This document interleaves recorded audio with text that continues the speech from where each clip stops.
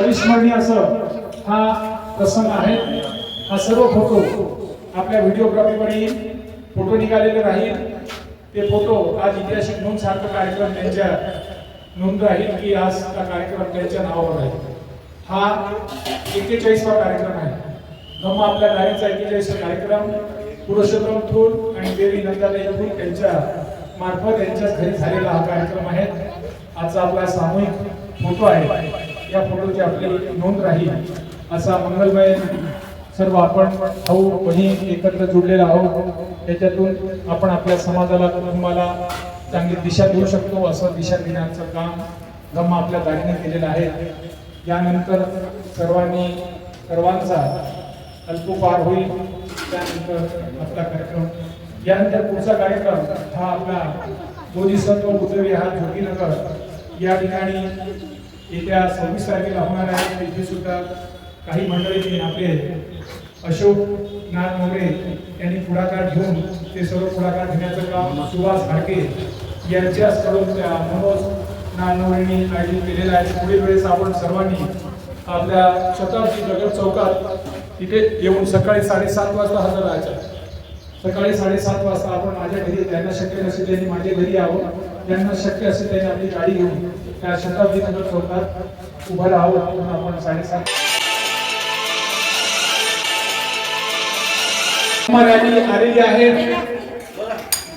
सर्वांनी जिथे जिथे जागा मिळेल तिथे तिथे बसावं। आजचा हा कार्यक्रम कुटुंबातील कार्यक्रम आहे।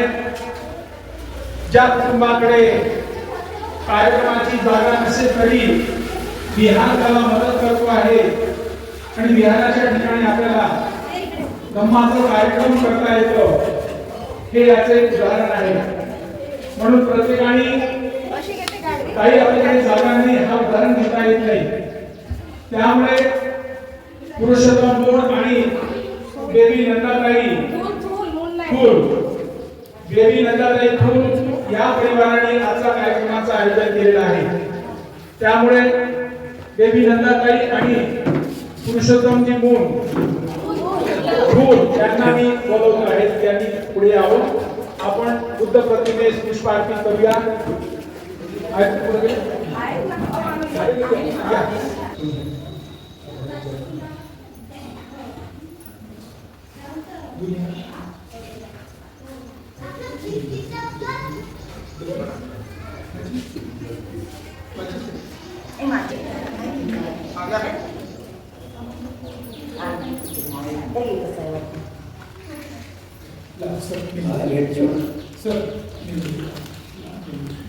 आहे म्हणा त्यांना आहे सगळं ठीक आहे ना। मिळाली का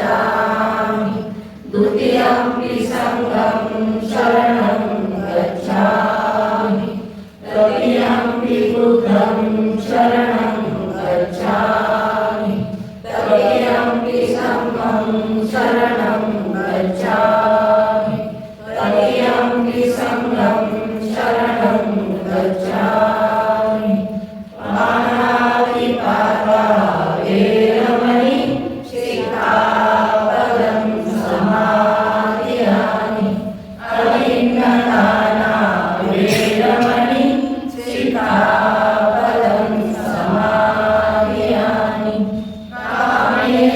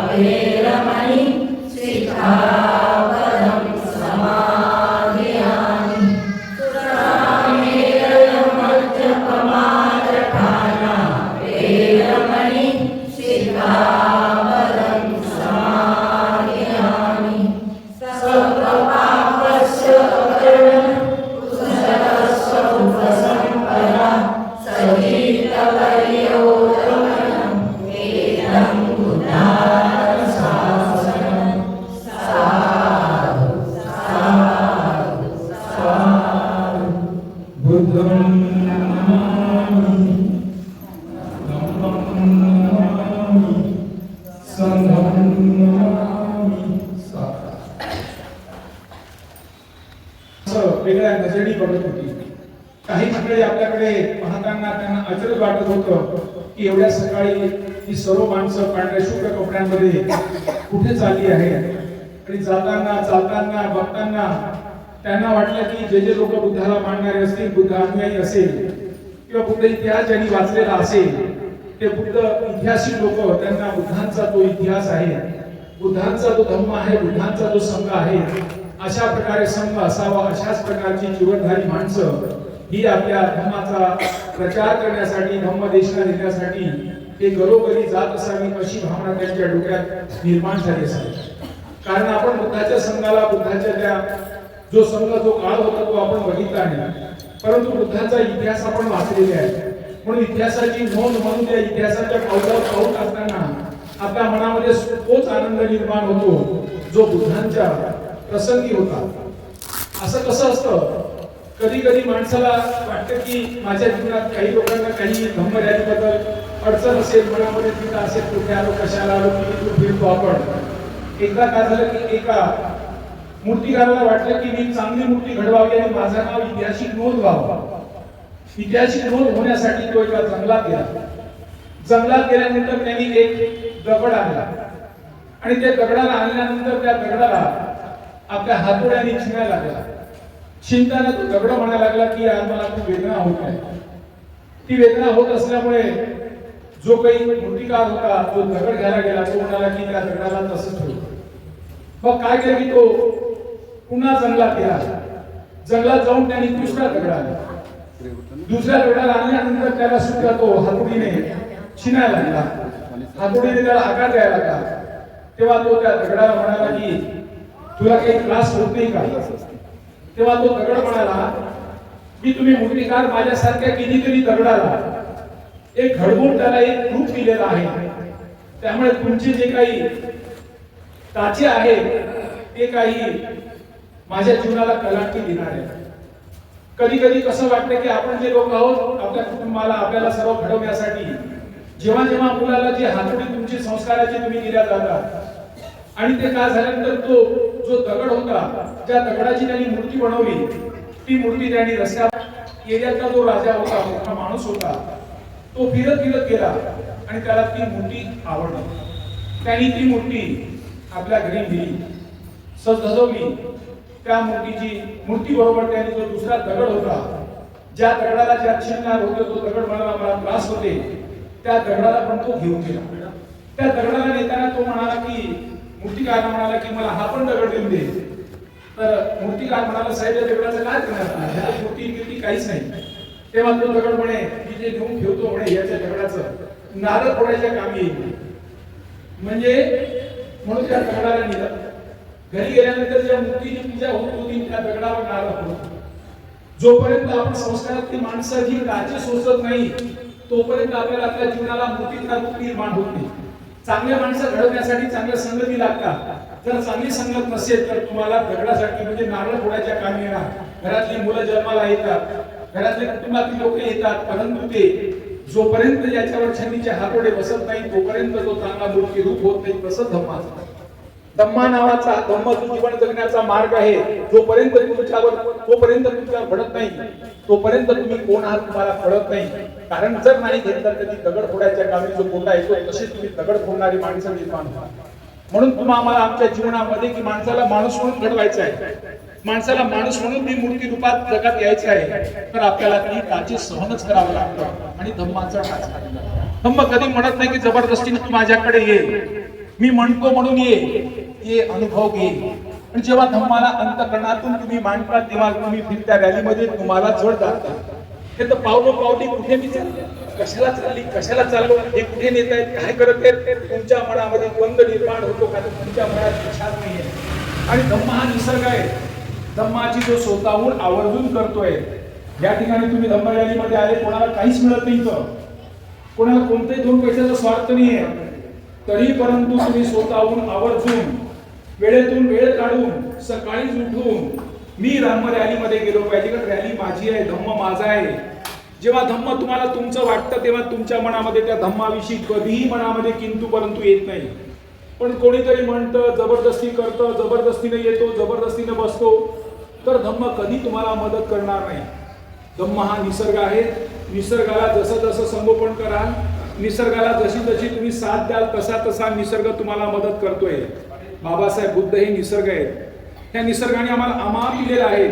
कोणत्याच गोष्टी आम्हाला कमी नाही पडलेल्या आहेत. फक्त त्याने दिलेला कारवा काही क्षणात आपल्याला चालवायचा आहे. फक्त 2 तास तुम्हाला द्यायचे. त्या 2 तास येताना धम्माचं श्रवण करायचंय, धम्माविषयी ऐकायचं. ही धम्मचर्चा आपण रस्त्याने जात असताना बुद्धम शरणं गच्छामि म्हणतोय.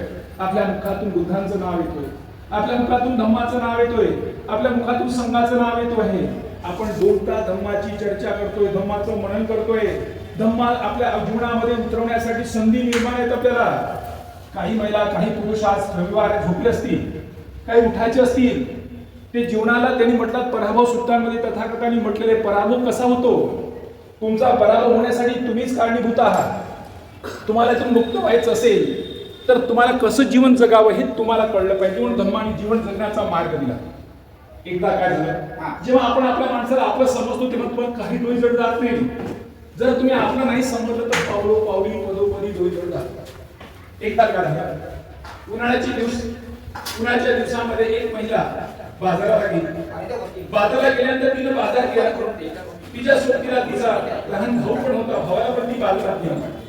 बाजारात घेऊन गेल्यानंतर बाजार केल्यानंतर ती आपल्या घरी यायला निघाली. रस्त्याने येता येता ती चढाव होता आणि चढाव असताना ती चढावर चढत होती आणि चढताना तिची अशी घाम आणि पूर्ण शरीरात घाम निघत होता आणि सूर्याचं तपत होता. एक चांगला पुरुष रस्त्याने दुसऱ्या साईडने आला. होय, आणि भाऊ कधी ओझं होत असते का? जेव्हा तुम्ही भाऊ समजता तेव्हा किती डोंगरावर चढा, किती घाम उद्या, किती मुली उद्या, तुमच्या मनामध्ये थकवा निर्माण होत नाही, कारण तो माझा भाऊ आहे. जेव्हा माझी बहीण मी समजायला लागलो तर किती दूर असू द्या, त्या बहिणीच्यासाठी मी धावून जातोय. तिथं जवळचा भाऊ विचारत नाही, जवळच्या विहारात येत नाही, जवळच्या रॅलीत जात नाही, आपण जवळच्या माणसावर ठिकाणी प्रवचनाला जोडलं जात नाही. त्यांचे काय परिणाम होणार? घरामध्ये मुलं बरोबर नाही, मुली बरोबर नाही, घरातल्या कुटुंबात मी स्वतः पण बरोबर नाही. कारण माणूस बसते, गोळीचा डबा ठेवतो आणि गोळ्या खातात. धम्मा गोळी करतोय, तुम्हाला दृष्टीतून मुक्त करतोय. आणि तुम्ही जसं जसं धम्माची हिंसाची येता होता, धम्म करूया होता बहुभाषणी हेच कंपनी सुपान कायम बसली. तुम्हाला प्रत्यक्ष तुमच्या स्वतःच्या कृतीतून तुम्हाला ठरवायचं, स्वतःच्या कृतीतून बदल करायचा आहे. पण बदल करण्यासाठी स्वतःहून तयार होऊन स्वतःला चेक करायचं. बुद्धाने कधी आम्ही आमच्या सकाळी नेहमी गार्डनमध्ये फिरतो. गार्डनमध्ये फिरत असताना काही लोक जोऱ्याने एका नाव घेतात, मोठे मोठे नाव घेतात आणि जोऱ्याने म्हणतात. मी म्हटलं, का तुम्ही त्यांचं नाव घेता, कारण काय? आणि पिढी पिढी परंपरा चालू आहे, पिढ्यानपिढ्या चालू आहेत, म्हणून आम्ही त्यांचं नाव घेतो, म्हणून तो आमच्या हातात बोललेला आहे. मी म्हटलं, त्याला काही इतिहास आहेत का? त्या गोष्टीला इतिहास नाही, ती कथा कहाणी आहे. कथा कहाणीला जर आपण इतिहास जीवनात उतरवण्याचा प्रयत्न केलो तर आपलं जीवन कसं होईल? आम्हाला इतिहासाची थोर पुरुषांची चरित्र पाळली करा, आपण त्यांचे समान व्हावे, हाच त्यांचा इतिहासातील बोध करा. या महानायकांना आपल्या डोळ्यासमोर ठेवल्यानंतर चणोक्षणी आपल्याला दिसतं की पुत्र असावं तर असा, पुत्र असावं तर असा, पती असावं तर असा, घरातला मुख्य असावं तर असा, घरातला समाजातला नायक असावं तर असा. कारण चौबाजूने चौकडीने बघितल्यानंतर आपल्या मनामध्ये एक भाव निर्माण होतो की असा माणूस निर्माण होतो. तुम्हाला मी गोष्ट सांगितली होती, तथागत बुद्धाला पाहिल्यानंतर एका स्त्रीच्या मनामध्ये निर्माण झाली की तथागताकडे आली. तथागताला म्हणते की तथागत मला तुमच्याशी लग्नच करायचं म्हणे. तथागत म्हणाले, कशाला लग्न करायचं? काय म्हणे, तुम्हाला जग मानते म्हणे, जगामध्ये तुमची एवढी मोठी परिचिती आहे, जग तुम्हाला ओळखते म्हणे चांगल्या माणसं म्हणून म्हणे, आणि मला जर तुमच्याशी लग्न केलं तर मला मुलगा जन्माला येईल आणि तो मुलगा तुमच्याशी लग्न केल्याशिवाय जन्माला येणारच नाही, म्हणून मला तुमच्याशी लग्न करायचं आहे. तथागत म्हणाले, बस तुमची काय अडचण आहे? एवढीच अडचण आहे.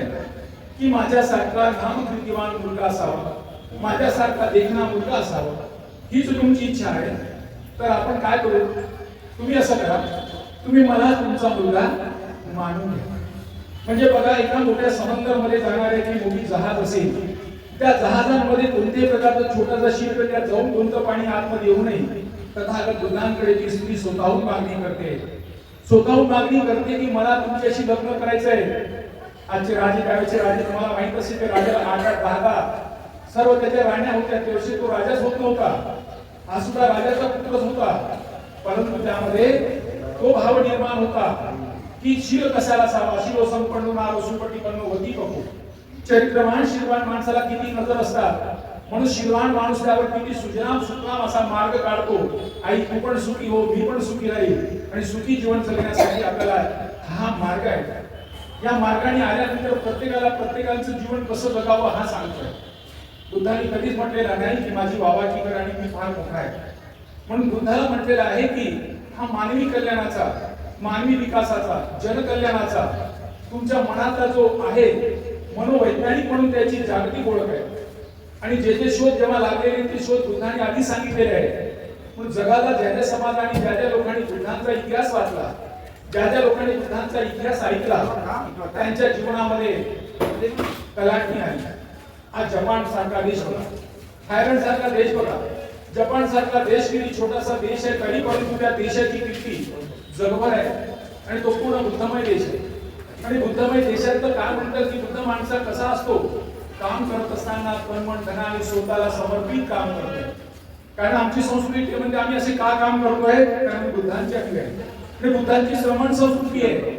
आमच्या देशांमध्ये ब्राह्मण संस्कृती आणि श्रमण संस्कृती आहे. श्रमण संस्कृती स्वतःला मेहनत करूनच कोणत्या गोष्टी मिळवायच्या असतात.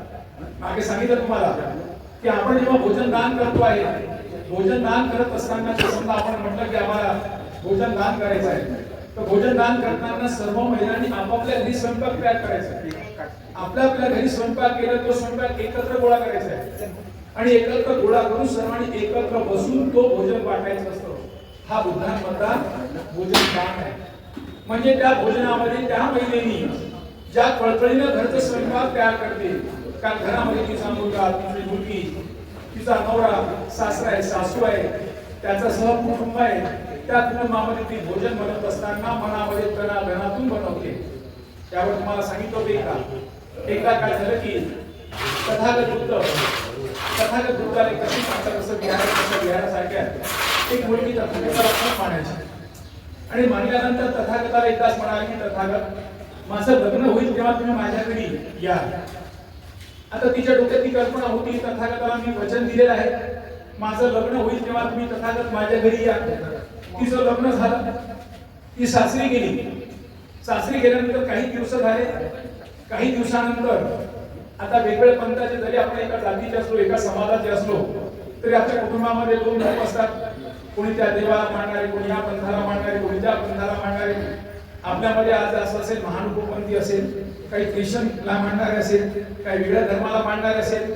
तशाच प्रकारचे तो दिगंबरपंथी होता. दिगंबरपंथीमध्ये ज्या मारवाड्यांमध्ये दोन ग्रुप आहेत, एक दिगंबरी ग्रुप आणि श्वेतंबरी.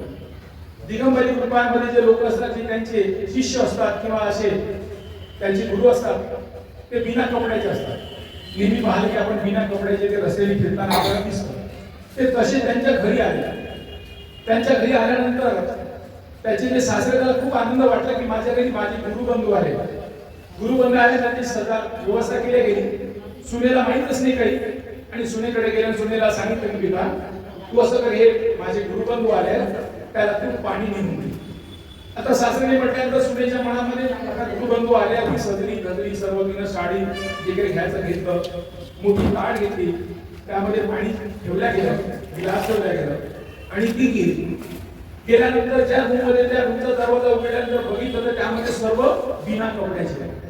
बिना कपड्याचे म्हटल्यानंतर ती परत आली आणि ती म्हणाली की मी काही पाणी देत नाही. सासऱ्याला विचार काय झालं? ती म्हणाली की मी काही पाणी देत नाही. का पाणी देत नाही? सासऱ्याला राग, माझे गुरुबंधू माझ्या घरी आले, माझ्या सुनबाईला मी पाणी द्यायला सांगितलं आणि ही सुनबाई जर माझ्या गुरुबंधूला पाणी देत नसेल, अशी सून ठेवून काय कामाची? म्हणून त्यांनी त्या सुनेला म्हटलं की तुला मला ठेवायचं नाही. पोराच्या मागे दररोज हे लावलं. आता 1 दिवस गेला, 2 दिवस गेला, 3 दिवस गेला, 4 दिवस गेला. सुनबाई मागे तेच लावायचे की तू मला नको आहेस, तुम्ही आमच्या घरी नाही पाहिजे. आता सुनबाईंनी तथागताला सांगितलं होतं की तथागत माझं लग्न झाल्यानंतर तुम्हाला माझ्या घरी मी भोजनाला बोलवेन. आता सासरा म्हणतो की तू घरात पाहू नको, तर मी तथागतांना कशी बोलवणार? परत त्या घरी मला येण्याची संधी मिळेल की नाही? म्हणून ती सासऱ्याला म्हणते की कारण सासरा दररोज तिच्या मागे घराला लावतो. दररोज घराला लावल्यामुळे ती त्रस्त झाली. मग ती सासऱ्याला एक विचारते की मामाजी माझी एक अट आहे. काय अट आहे? मी तथागत बुद्धांना सांगितलं होतं की तथागत माझं लग्न झाल्यानंतर तुम्ही माझ्या घरी जेवायला या. मला फक्त तथागताला 1 दिवस जेवायला बोलवायचं आहे. तथागत जेवढा घेऊन गेले तर मी दुसऱ्या दिवशी घर सोडून जाईल. तर काही हरकत नाही, ठीक आहे. मग एवढी अट आहे, छोटीशी अट आहे, काही हरकत नाही. मग कधी बोलवणार? आजची 1 तारीख आहे तर मी त्यांना 15 तारखेला बोलवतो. तिला 15 दिवसाचा भाऊ मिळाला, सासऱ्याची परवानगी मिळाली. मग त्या घराला तिला रंगरंगोटी करणं सुरू केलं. ज्या ठिकाणी रंगरंगोटी लावणे, फूल पाकळ्या, ज्या ठिकाणी जे काही घराला सजवता येईल तेवढं सजवल्या गेलं. घरातली भांडी तुम्ही काही बदलायची असेल, काही गादी गदीच्या बदलायचं असेल, ते सर्व साफसुथरी करण्यासाठी तथागताला जो संदेश दिला त्या संदेशप्रमाणे तथागत 15 दिवसांनी त्यांच्या घरी आले. आता सासऱ्याच्या मनामध्ये भाव निर्माण होता की माझी सुनबाई जेव्हा माझे गुरुबंधू आले तेव्हा ती पाणी द्यायला गेली नाही. आता हिचे गुरुबंधू जे आले आहेत, येणार आहेत, त्यासाठी ती काय काय करते. म्हणून तो सासरा दुसऱ्या रूममध्ये बसला आणि दुसऱ्या रूममध्ये बसून त्या ज्या भिंतीला जे छिद्र होतात एखाद्या घरी असतेच, त्यातून तो पाहतो आणि ऐकतो. हा ग्रुप त्याच्या सुनेला काय सांगतो म्हणून भोजन काय दिले म्हणून. जेव्हा गेली सर्व बुद्धांचा समूह बसला, भोजनदान केलं. त्यांनी भोजनदान केल्यानंतर भोजन ग्रहण केलं आणि भोजन ग्रहण केल्यानंतर तथागतांचं एक आहे की भोजन ग्रहण केल्यानंतर तथागत देवदेशना द्यायचे. आपल्यासारखं कसं बसवायचं आणि तिला पण बसवलं. तिला बसवल्यानंतर तथागत काय म्हणतात, बस बेटा म्हणे जे काही तू भोजनात बनवलं ते आम्ही ग्रहण केलं. हे भोजन तू जे बनवते ते भोजन तुझा सासू, तुझा सासरा, तुझा मुलगा, तुझा मुलगी, तुझा नवरा या भोजनाला ते ग्रहण करतात. तू भोजन बनवताना कसं भोजन बनवायचं? भोजन बनवत असताना स्वच्छ म्हणावी, आधी तुझे आंघोळ पाणी करून भोजन केलं पाहिजे. की तर माझा घाम गळतो आहे, सर्व हातातून घाम गळतो आहे, मीच करू का, मीच ठेका घेतला का, मलाच करायचं आहे का? ते काहीच काम करत नाही, ते तसेच करत नाही, ते तशीच करतात. अशा प्रकारची भावना तुमच्या मनात येत असेल तर तसं यायला नको. तू भोजन करत असताना मनामध्ये चांगले विचार ग्रहण करून भोजन करायचं. कारण जे जे भोजन तू बनवते आहे तो तसा त्या भोजनावर तुझ्या म्हणण्याचा परिणाम त्याच्यावर होतोय. त्या परिणामामुळे त्याच्या आरोग्यावर परिणाम होतोय. म्हणून स्वच्छ मनाने आरोग्याची सुद्धा स्वच्छ साफसुथरी करूनच आपण त्यांना भोजन दान केलं पाहिजे, भोजन करताना केलं पाहिजे. का होतं? तू बघ भोजन बनवत असताना तू या घरची सून नाहीस, तू या घरची सर्वांची आई आहेस. आणि आई जेव्हा स्वयंपाक करते, आई जेव्हा भोजन दान करते, आई जेव्हा भोजन देते तेव्हा ती मनातून अंतःकरणातून भोजनाला तयार करते. चांगल्या प्रकारचा मसाला, चांगल्या प्रकारची पोळी बनेल, चांगल्या प्रकारचा सुसंवादी असा जो आहार की जो काही भाजी ती बनेल, त्यासाठी कोथिंबीर आणेल, बाकीचं जे जे काही आणेल ती मसाला ती आणेल, तेवढं करून ती बनवते. कावर असं भोजन बनवते कारण माझा मुलगा चांगला सुदृढ झाला पाहिजे, माझी मुलगी चांगली सुदृढ झाली पाहिजे, माझा नवरा चांगला सुदृढ झाला पाहिजे. तू सर्वांची आई आहेस आणि तू बनवलेलं भोजन तुझा सासू तुझे सासरा सर्व खातात. तू या घराची आई आहेस. आई पण तुला या घराने दिलेलं आहे. जगामध्ये किती तुझ्या घरी बापाच्या घरी राहिले असेल, तू आई झाली नसती. आईचं नातं जगातलं सर्वश्रेष्ठ नातं तुला या कुटुंबाने दिलेलं आहे. म्हणून तू आईला कधी दुसरा देऊ नको. हे सर्व सासरा ऐकत होता.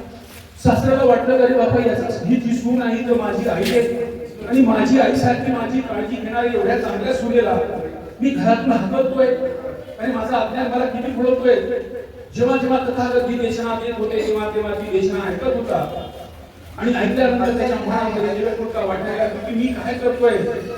आणि सर्व धम्मदेशना चालू असताना तथागत चालू असताना सासरा राहून त्या सुनेसमोर उभा राहतो आणि सोमेसमोर उभा राहून हात जोडतो. तू तर माझी माता आहेस. म्हणजे सुनेला सासराने म्हटलेलं माता. म्हणून भारताच्या जगाच्या इतिहासामध्ये विराट माता विशाखा हे नाव जग ऐतिहासिक झालं. बुद्ध अनुयायी जेव्हा बुद्धांच्या मार्गी जातात, सुनेला सासऱ्याचं नाव लागलं जगात कुठेच नाहीये. सुनेला कोणीच कधी विचारत नसतं, पण बुद्ध इतिहासांमध्ये, या धम्म इतिहासांमध्ये सुनेचं नाव सासऱ्याला लागलं. निगार माता विशाखा जगमान्य झालं. म्हणून जेव्हा जेव्हा आपण बुद्धांच्या मार्गी जातो, बुद्धांच्या अनुयायी होतो, तेव्हा तुला रोगमुक्त शरीर रोगमुक्त करतात, मानसिक रोगमुक्त करतात, आर्थिक रोगमुक्त करतात. नाही तर रोगांची तुम्ही ढिगोरा घेऊन बसतात. दिसाला खूप चांगले मोठे मोठे माणसं असतात, घरी घरी एवढा मोठा पेटाला काढतात, गोळ्याचे सारे गोळ्या खातात. घरी सून बरोबर नाही, पोरगा बरोबर नाही, सून स्वतः बरोबर नाही.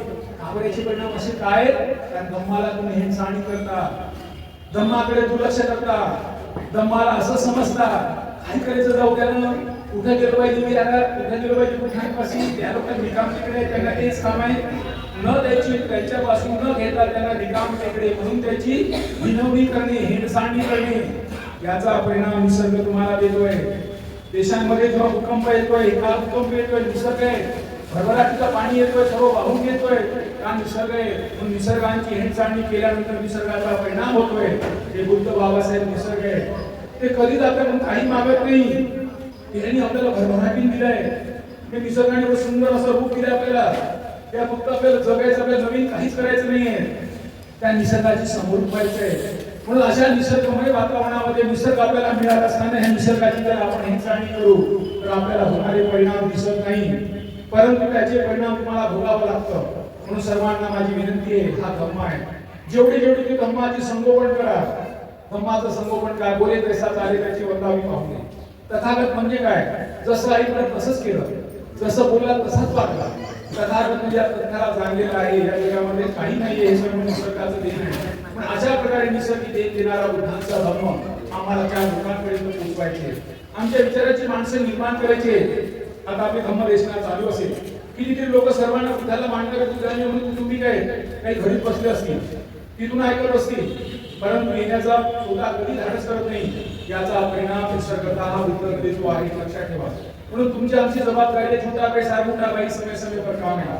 आम्हाला आमच्या भावाला निर्माण केलं पाहिजे, आम्हाला आमच्या भावाला मदत केली पाहिजे, आम्हाला आमच्या भावाला तयार केलं पाहिजे. सुख दुःखात पडी अडचणीत निर्माण होऊन आपण करू शकतो. एकत्र येण्यामागचं कारण काय? आपण सर्वांना भाऊ समजतो, पण भाऊ आम्ही कधी एकत्र येतो का? भाऊ आम्ही एकत्र आलो पाहिजे. भावाची समस्या आम्ही जाणली पाहिजे. आपण वेगळ्या कुटुंबात राहतोय, वेगळ्या संस्कारात जीवन जगतोय, वेगळ्या संस्कारात जीवन जगत असताना आपल्याला एकत्र एकत्र जीवन जगण्याचे एक संघ व्हायचं असेल तर धम्म आहे.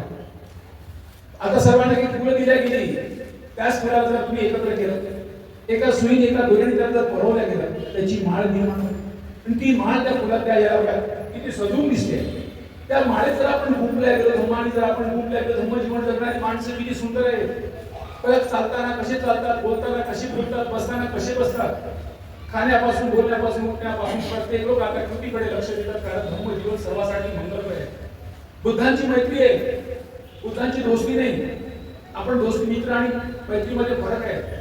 मित्र आणि मी स्वार्थासाठी करतो, काय काय रॅलीमध्ये पडलं, काहीच भेटत नाही. भेटत असं तर जाऊ. काही ठिकाणी बिझनेस असं, एखादा धंदा असं, एखादा पैसा असं, एखाद्या तिथं लाडकी पैसाची काही योजना असं तर जाऊ. तिथं काय भेटते? त्यामुळे तिथं कशात जायचं? म्हणजे जिथे तुम्ही मित्र आणि निस्वार्थाने जडले असतो, स्वार्थाने मला काय मिळतं, पण मंगल मैत्री कधी मिळत नाही. मी नाही करणार तर कोण करणार? मी करणार नाही तर कोण करणार? मी केलं पाहिजे. मंगल मैत्री ही सम्यक मैत्री असतात. आणि सम्यक दृष्टी कशी असते? आपण जेव्हा विहिरीमध्ये पाणी पाहतो, आपण जर शेतकऱ्यांची पोळस क्षेत्रात गेली असता, विहिरी खंडली असेल तर विहिरीमधून भरून जर पाहिलं तर विहिरीला खालचा बोध दिसतोय. पारदर्शकमध्ये कोणत्याच प्रकारची किंतु परंतु नसतं, पारदर्शकता आहे. ही पारदर्शकता असलेला धम्म आहे. कोणाला म्हटलं तुम्ही इथे या आणि हे करा, आधी ऐका, समजून घ्या, समजून घ्या. तुम्हाला वाटत असेल, पटत असेल, तुमच्या हिताचं जरी हिताचं असेल तरच त्या मार्गी या नेत्यासाठी मार्गी ढळू नका. म्हणजे एवढी मोठी उपलब्धता, एवढी मोठी आपल्याला स्वतःला कल्याणी मार्ग तुम्हाला दिले की तुम्ही तुमच्या जीवनाला घडवण्यासाठी तुम्ही तयार होऊ शकता. आपण एकत्र आल्यानंतर त्याचा एक मोठा फायदा आहे की आपण एक दुसऱ्याच्या मदतीला कधी जाऊ शकतो. आपली एक दुसऱ्याची ओळखी पडते. 8 दिवसांनी एकत्र आल्यानंतर सुख दुःख आपल्याला कळतं.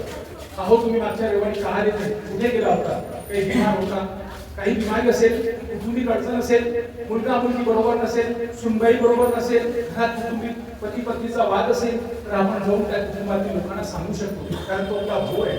म्हणून आपल्या भावाला भाऊपणा देण्यासाठी, निर्माण करण्यासाठी तुम्हाला एकत्र येणं गरजेचे आहे. ही धम्म रॅलीची आपल्याला काय गरज आहे, घरोघरी का जातोय? आज आपण त्यांच्या घरी आलो आहोत. त्यांच्या घरी येण्यात आज पाण्याचा योग आला नाही का? साधारणतः आपला कार्यक्रम हा दारीत असतो, प्रत्येकाच्या घरीच असतो. आपण त्या घरात गेलो पाहिजे, कारण घरात बाबासाहेबांनी सांगितलेलं आहे बाहेर बुद्ध आणि आतमध्ये खंडोबा चालणार नाही. कारण आज खूप बदल आहे, आम्हाला दोन्हीकडे बुद्ध असला पाहिजे. आम्ही सर्व धर्म समभावी नसला पाहिजे, कारण सर्व धर्मामध्ये आमच्यामध्ये फरक आहे. आमचा पूर्ण मंगलमय आहे, आमचा विज्ञानवादी आहे, परिवर्तनवादी आहे, परिवर्तनशील आहे, विचारशील आहे, स्वतःला शीलक कृतीशील आहे. म्हणजे कृतीतून तुम्हाला उठून आचरणातून कल्याण म्हणजे बहुजनिक आहे, बहुजन सुख आहे, हा तुमचा हेतू असला पाहिजे. अशा मंगलमय हेतूचा विचार करून आपण सर्व लोकांकडे जातो आहोत. आज आपण ज्यांच्याकडे ज्या हेतूने आलो आहोत त्यांच्याकडे येण्यामागचा हेतू हाच होता की पुरुषोत्तम त्यांच्या विशेष देवीताई नंदा यांनी हा कार्यक्रम घेण्याचा धाडस केला.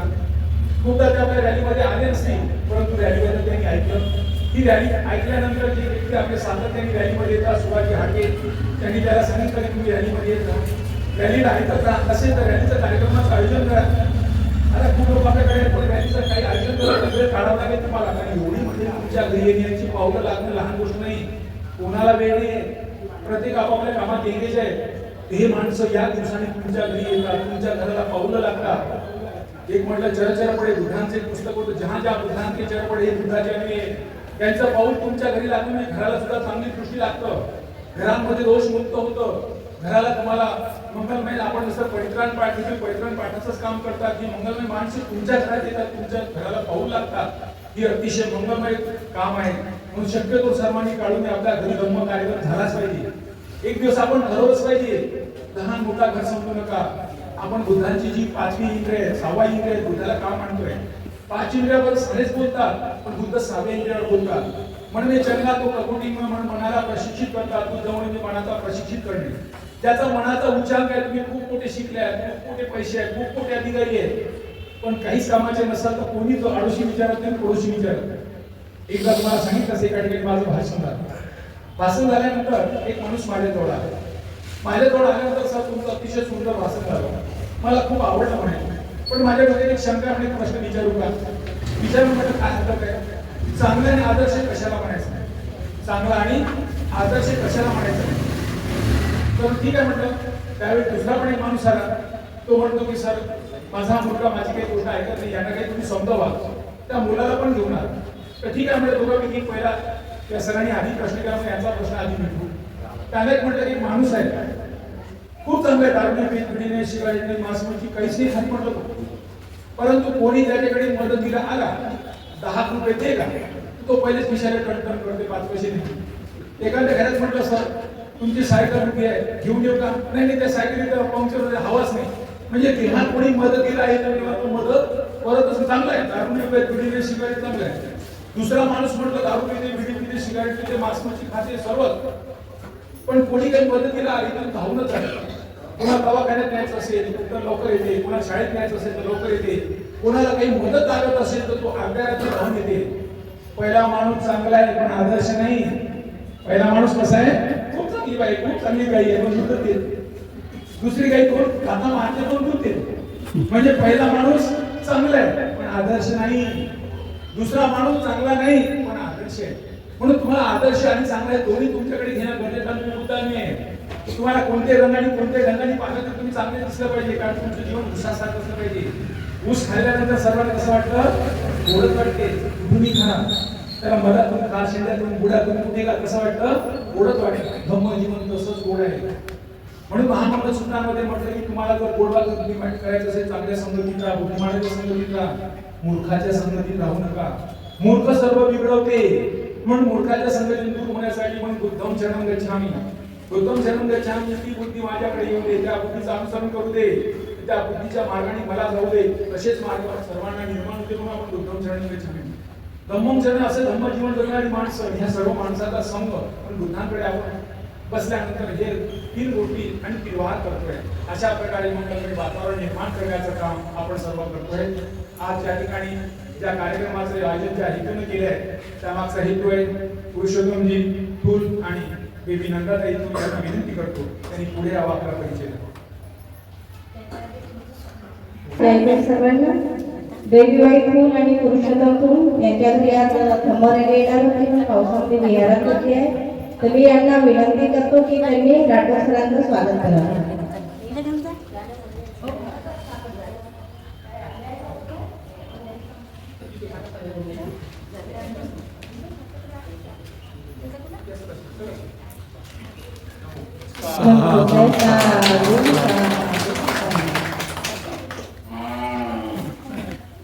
आता सर्वांनी आपला परिचय द्यावा असं मी त्यांना विनंती करतो.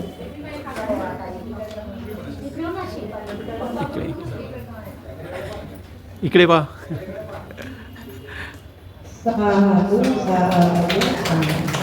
आता सर्व कुटुंबांनी आपापला परिचय द्यावा असं मी त्यांना विनंती करतो.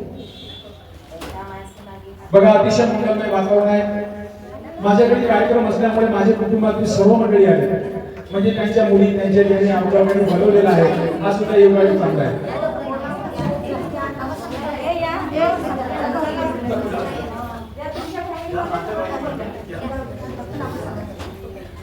तुम्हाला स्वतःला परिचय द्यायचा आहे तुमचा. तुम्हाला सांगायचं आहे तुम्हाला हे लोक कसे वाटले, काय वाटले, त्यांनी तुमची भावना पण व्यक्त करायची आहे. त्याच्यामुळे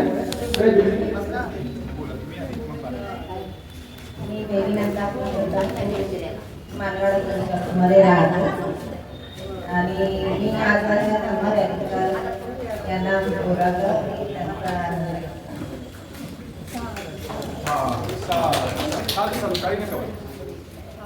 माझं नाव प्रीती पुरुषोत्तम फुलागे. मला आनंद होते की माझ्या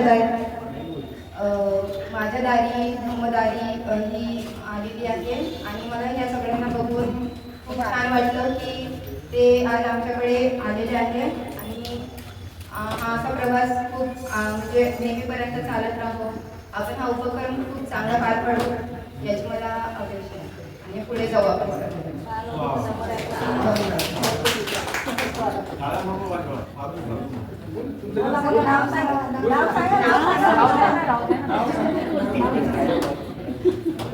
पुरुषोत्तम फुलजी आहे, त्यांचा परिचय मी देतो.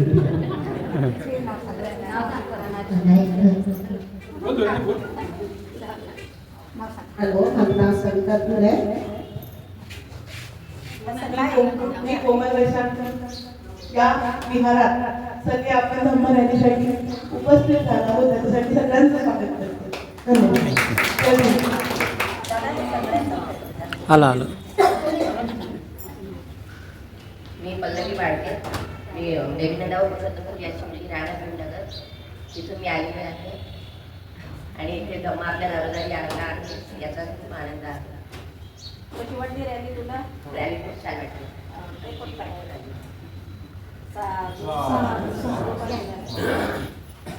मी रुपाली प्रताप फुल.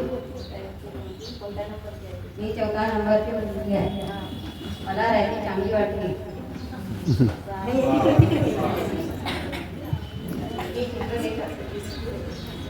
सगळ्यांना इथे आल्याबद्दल धन्यवाद. सर्वांना जय भीम. मी अश्विनी विशाल फुल. रॅली कशी वाटली सांग ना. मी पहिल्यांदाच अटेंड करते पण छान वाटत आहे सर्वांना एकत्र बघून. मी चंदा स्कूल. हे जे कार्यक्रम झाला आहे आणि आपल्या धर्मराजी आपल्या दारोदारी म्हणून हा जो उपक्रम राठोड साहेबांनी राबवत आहे त्याच्याबद्दल मी त्यांचं अभिनंदन करते. धन्यवाद.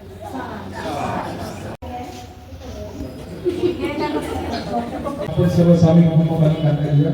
सब पाप सब कर्म कुशल सब संपदम सचित परियोदपनम एकं बुद्धान शासनम धम्मं चरे सुचरितं नतं चरितं चरे ब्रह्मचारी सुखं सेहि अस्मि लोके परम नतावता धर्मधरो नावता बहुभासति योच सम्पत्ति सुत्राणं धर्मं कायेन पश्यति सर्वे धर्मधरो होति यो धर्मानप्रमज्जति तत्ति मे शरणं गय्यं बुद्धो मे शरणं वरम् एतेन सज्जवज्जेन